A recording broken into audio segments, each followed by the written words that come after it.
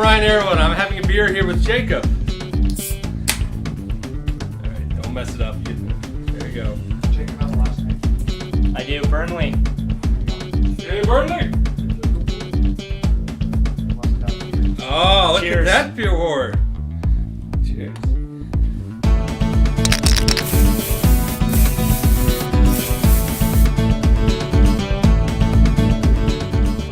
So, Jacob, just got a couple of questions. What was your first, I want to say, pro-ish game that you might have paid money for as far as soccer goes? That you watched? It would be 2007, Swangard Stadium, Vancouver Whitecaps when they were in the USL. Against Miami. They had a bunch of washed-out Brazilian players. They ran rings around the Whitecaps. 3-0 was the score. But in terms of like a European experience, it would have been Burnley and Swansea championship on a minus 12 degree night. Oh, wow. In Northern England. So Northern yeah. England? What was your first interaction? Did you ever get involved with any supporter groups or anything else? I did. I was on exchange in Hong Kong last year and met some friends who were playing soccer, and they recommended I go to a game. Local team called Kitchee. They actually qualified for the Asian Champions League last year, and we went home and away to all their games, and I met a lot of local people, and best thing. We had a friend of ours that actually came to a DC United game all the way from China, and he was a rabid supporter. Like, the supporter culture in China is... It's pretty impressive. They are very intense when they decide they're going to support a team. Yeah. They are all in. The only people I know that are more crazier, there's some Europeans like Finnish, Danish, like those kind of guys. Yeah. Like, those are the ones where you see flare fights, like just people like tossing flare. Yeah, the other ones I would also mention is the fans in Japan. The travel home and away. I went to a game in Osaka, Gamba Osaka, and Urawa Reds from Tokyo. And Tokyo probably it's a 5-hour bullet train. It's not close, and it's a day drive. But they had I think upwards of 6,000 fans that traveled with the team, and it's awesome. So yeah. Lots of international experiences. With that's great. Yeah. I only dealt with a lot of the U.S. International and then just DC United for MLS. So it's always interesting to hear some of the old school, like, what all the other countries do with soccer. And it turns out they're crazy. I went to a World Cup game with the Japanese guys. Have you seen the pinballs? Not the pinballs. The bowling pins? Have you ever seen those on TV? No. They're these crazy guys that dress up. I call them bowling pins. That's probably not what they're called, but they look like a bowling pin. They dress up in this big white thing that covers them from head to toe, and they got paint on. It's crazy. And they sat right in front of me at a World Cup game. Yeah. So I hung out with those guys.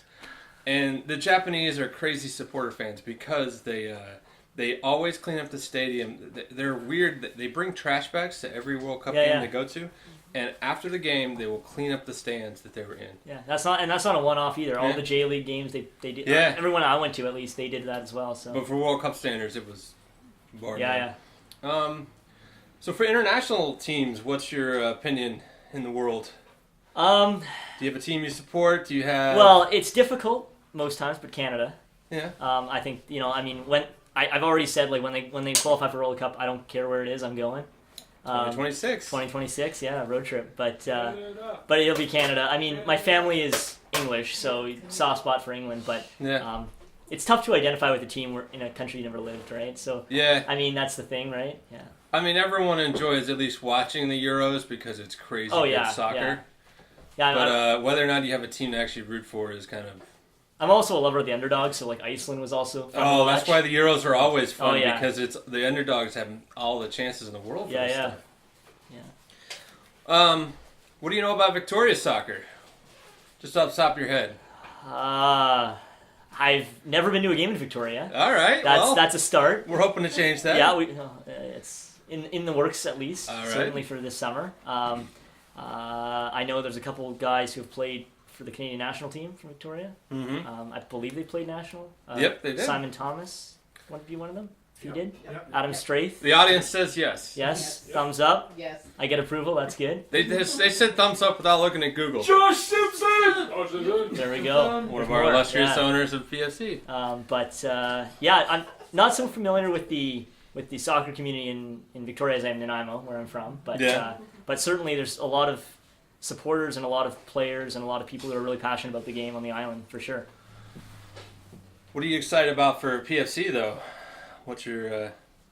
I'm excited to be able to watch, guys from the community. Like, I mean, that's the one thing. I mean, all credit to Vancouver and the Whitecaps and everything they've done. But it's different watching a bunch of players, that it's tough to relate to them, I guess, is what I'm trying to say. Whereas, you got guys who are from, like Caden Chung is from Vancouver, so We put a couple people from UVic, or was it from UBC? There's a couple players that we picked up in that draft.